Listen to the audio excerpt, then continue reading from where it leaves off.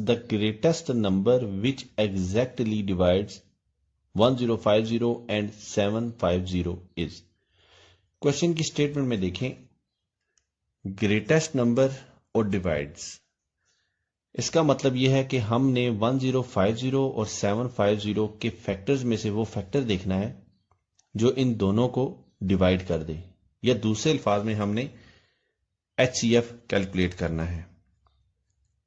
HCF, बहुत से number होंगे जो 750 और 1050 को डिवाइड कर सकते हैं, लेकिन हमें वो मैक्सिमम नंबर चाहिए जिसके बाद कोई और नंबर इन दोनों को डिवाइड ना कर सके।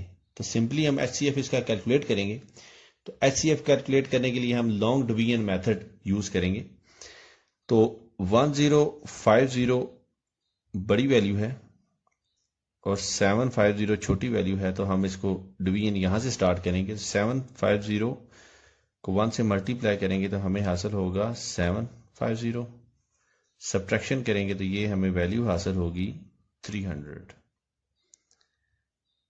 अब हम क्या करते हैं, 750 को 300 पे डिवाइड करते हैं, तो 300 को 2 से जब मल्टीप्लाई करें तो हमें वैल्यू हासिल होती है 600।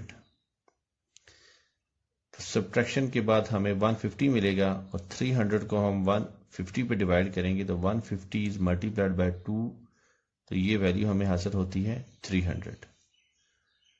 आगे डिवीजन पॉसिबल नहीं क्योंकि 300 कंप्लीटली 150 पे डिवाइड हो गया है। तो इसका मतलब है इन दो नंबर्स का जो HCF था वो था 150, और 150 ही वो मैक्सिमम फैक्टर है